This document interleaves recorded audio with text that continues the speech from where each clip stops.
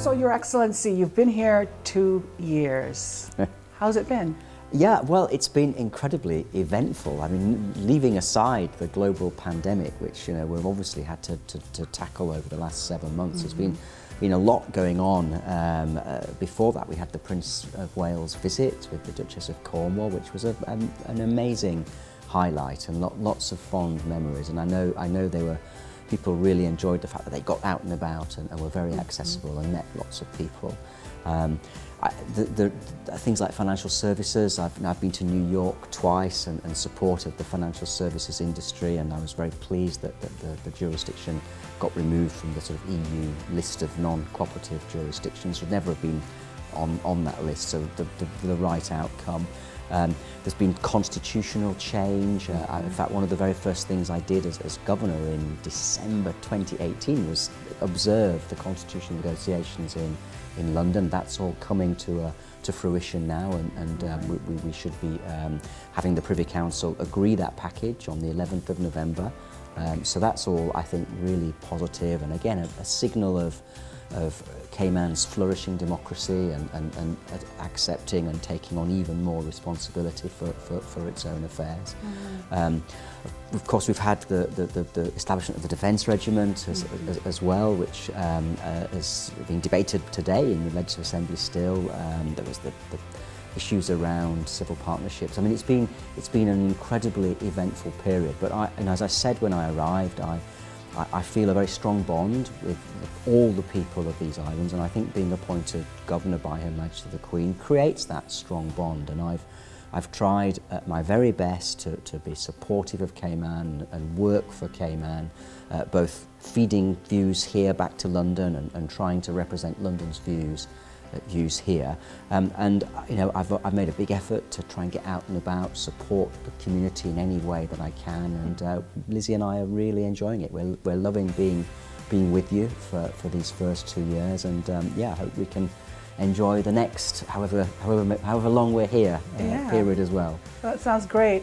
We talked. You mentioned COVID. Yes. And you played a significant role in the messaging and the support.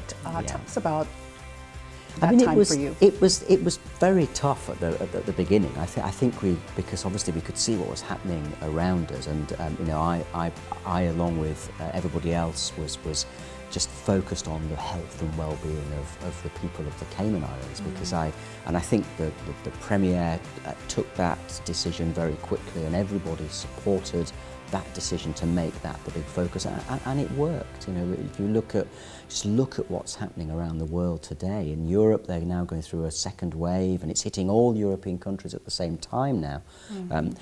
The US, the cases, they've got the largest number of cases they've ever had yesterday. So Jamaica also still has issues. So we've got this virus raging all around us.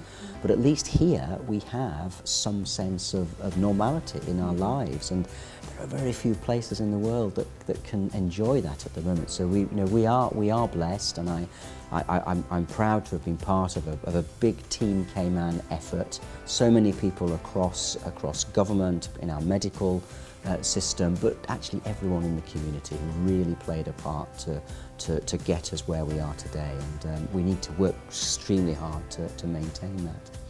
Now, the UK was instrumental in assisting us as one of their territories, and the UK is, they do a lot that's really nobody really hears about. Right. Can we talk about that a little bit? Yeah, of course. No, thank you for that, Donna. I mean, I think in this crisis, the UK was instrumental in getting our testing up and running, because when the crisis began, Public Health England had been working with our lab on trying to make sure we had a really high quality sort of infectious disease laboratory.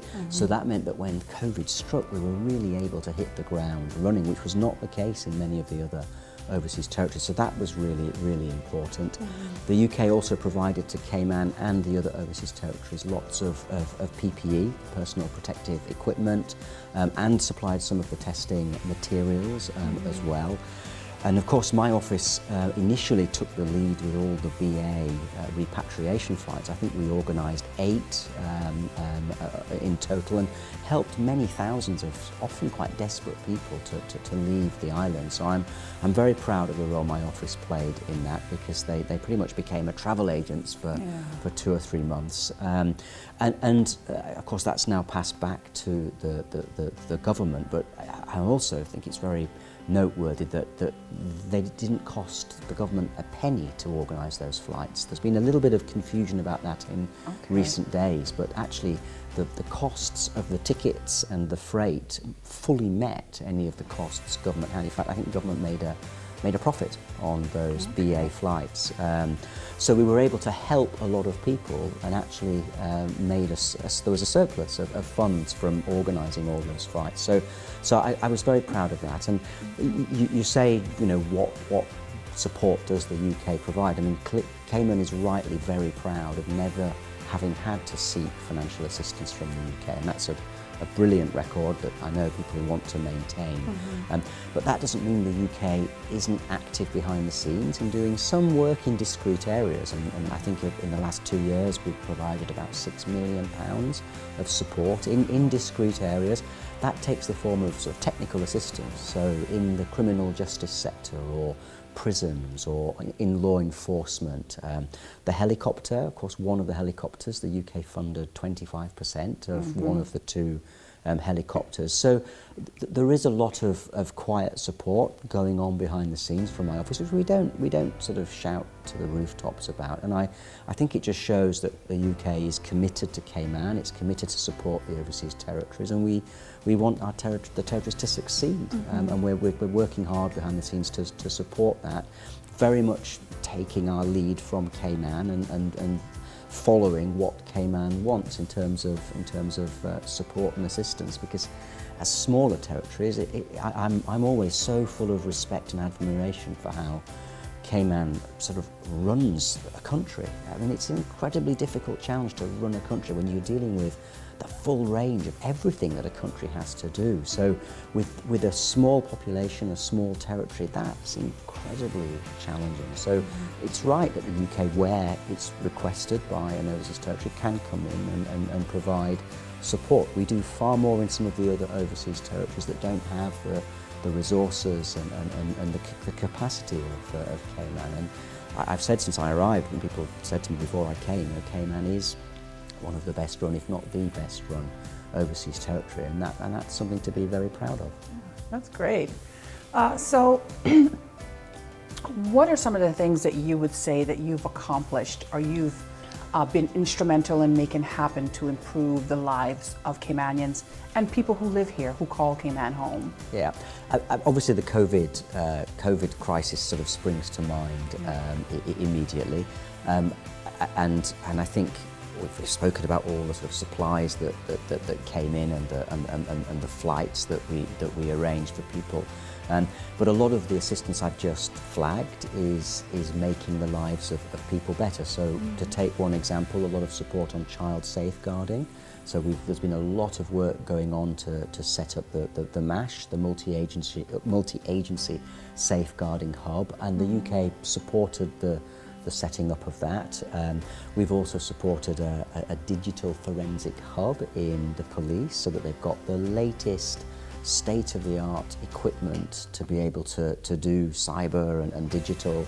So those are just a couple of examples, and I'm sure there are others. We've supported the work at the prison, and where we've been pursuing support on mental health, trying to sort of, there's a mental health project for people in the prison. So there's a number of different projects that we've supported. I think helping on constitutional change is another. I've tried to support Cayman's objectives where they're consistent with UK responsibilities, and I think it's right that more autonomy and power is devolved to the local government, because the best decisions are taken by the people on the ground who know who know their people and know the territory. So I've played a supportive role in that.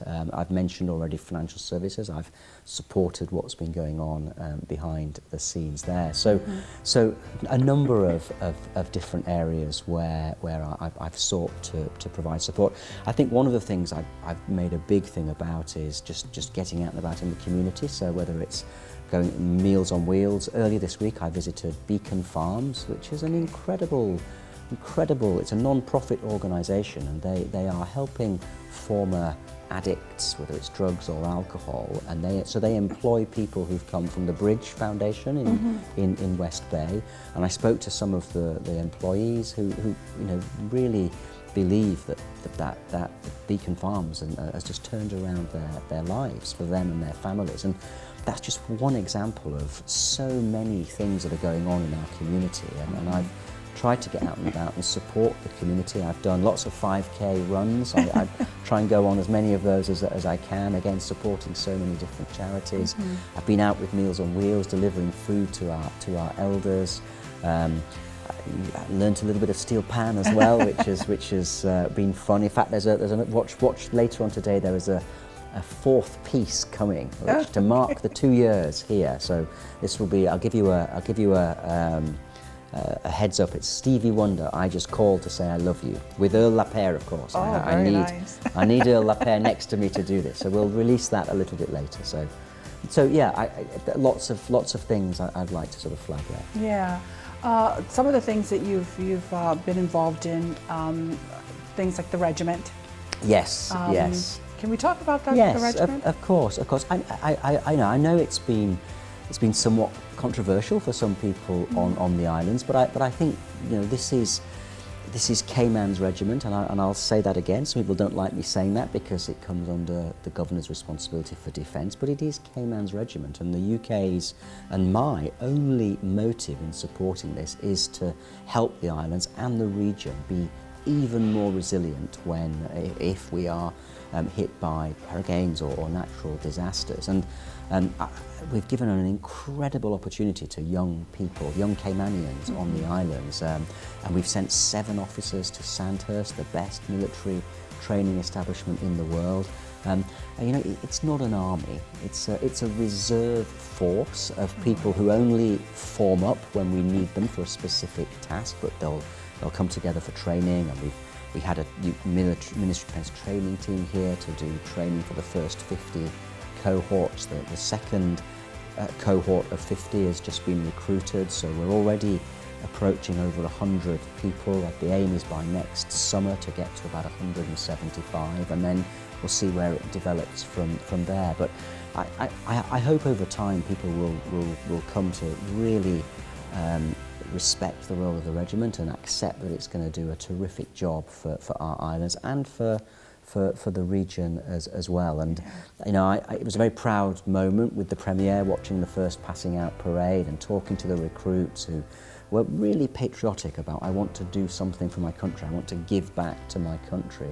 And we've been flooded with interest from people wanting to sign up, and it's not straightforward. There's quite tough sort of exercise tests and other evaluations and interviews that go on to select the people that we believe are the right individuals.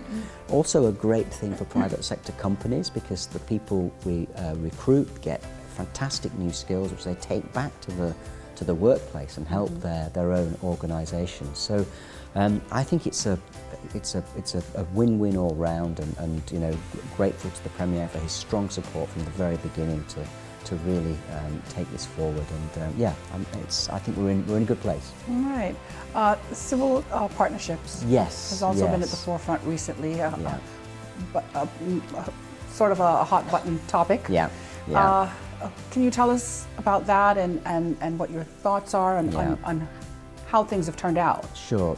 I mean, I've said before, I never wanted to be put in the position of having to be instructed by the UK to use Section 81. I think I had hoped that it would get through the Legislative Assembly. I think it got very close, but it was very clear after the fact that it didn't get through the Legislative Assembly that there was no way it could come back. People voted with their conscience. It was very sensitive for some members of the LA, so it was not going to come back. But what we had to do was put right discrimination in our laws. I mean, there are large numbers of Caymanians and there are non-Caymanians in our community who we were discriminating against, and you know, I believe everyone should be treated equally with respect and with courtesy. And you know, we had a Court of Appeal judgment saying that the Cayman Islands government needed to put right the discrimination in our laws, and also respond to the European Convention on Human Rights. So I think we had no choice but to do that. I think I've had an incredible number of people welcome this, and a lot of Caymanians, a lot of younger people as well. But I know, and I do accept there are a lot of people who find this very difficult. There are still people in the UK who find this very difficult. But I think all of us have to accept that everyone deserves to be equal in our legal system, and I still believe we've done the right thing. Right. So you've talked about immersing yourself in the community, which it's very obvious that you've done that. Right. You've had to do that over on our sister islands as well. Yes, yes. Tell us about your trips over there. And yeah, I've visited, I mean, certainly pre-COVID. Obviously, since COVID struck, it's been much more difficult to go. But no, I visited the sister islands a lot. I mean, mainly Cayman Brac, but I have been to Little Cayman quite a few times as well. In fact, I took Prince Charles to Little Cayman, and he went to the Central Caribbean Marine Institute, and really enjoyed his visit there. But on the Brac, I've done a number of events for older persons. There's an annual Christmas event, and I went over there after we had the earthquake as well, and talked to everybody about what that was like. I think they had do you remember the earthquake? That's such a long time ago now, isn't it? We've had enough this year. We don't want anything else. But the Cayman Brac got the earthquakes a little bit worse than we did in Grand Cayman, and so I was talking to them about their experiences. So every time I go to Cayman Brac, it's become a sort of a running joke with the district commissioner about the food. Everywhere I go, they give me so much food. Sometimes a different location every half an hour, but there will be lots and lots of cakes and fruits and lots of food. But no, I've enjoyed going to the Brac, and I think it's such a fundamental part of Cayman's culture, but it needs clearly support and assistance because of the dynamic of the population and the age of the population. And I think the government does an incredible amount to support Cayman Brac, and the facilities they have on the Brac are extraordinary. With the hospital, the schooling, and the new sort of swimming pool and some sports stadium. It's got some world-class facilities, and I think that's absolutely right as well. Yeah. So what's ahead for you? It's What's been 2 ahead? years. What's ahead? What are the big plans going ahead?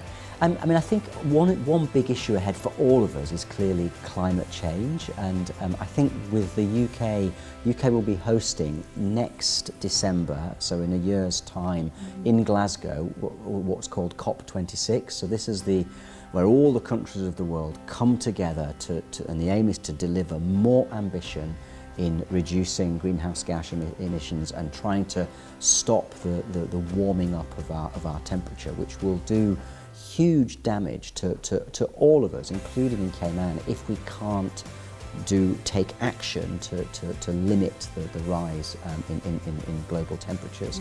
And the UK is leading efforts to try and get more ambition from every country in the world, so that we can move to a low-carbon economy, that we can have more renewable energy, we can move away from fossil fuels, which are doing most of the damage. So because the UK is hosting that, I'm quite keen that my office works with Cayman ahead of COP26. I've been speaking to the Premier, the Health Minister, who also covers sort of climate and environment issues, and others in the system, about how we can work together in partnership, both to support Cayman but also have a good story to tell at COP26, showcase one of our overseas territories. So we're talking about trying to do some mapping of the climate change impact on Cayman and the other overseas territories, which was, I think the UK can provide some technical support with all the data for doing that from our world-leading sort of academic institutions. Renewables is another area where I've had requests from both government and private sector to see whether the UK can perhaps support with some technical assistance. How can we push that agenda forward a bit more quickly than it's moving? We've got very ambitious targets to have renewable energy as a big part of our economy by 2030, but that's got a long way to go. And there's other things, the coral reefs, being able to protect, and we've got, again, CCMI and Department of Environment. There's already some incredibly positive work going on in Cayman to protect our coral reefs. So again, can the UK help support some of that? So I'd like to draw up a sort of a compact or a partnership agreement, so setting out where we can work together. And I think this is something which is with us for the next 5, 10 years, with us. It's not going to go away, and we all need to do more, both in our individual lives but collectively as governments. Prince Charles himself has shown he's really concerned about this. He spoke about it when he came to Cayman, and I think there's a sense we're at a tipping point. If the world doesn't take drastic action on climate, the impacts for many countries across the world, including small island states which are very low-lying, and sea level rise is a massive, massive concern. So I'm pleased the UK is hosting this event, and I know that from the Prime Minister down, we want to be very ambitious. There's already a lot of work going on with governments to try and get more ambition, so that we can really get the temperature going in the right direction instead of the wrong direction for the world. Yeah. Any final words?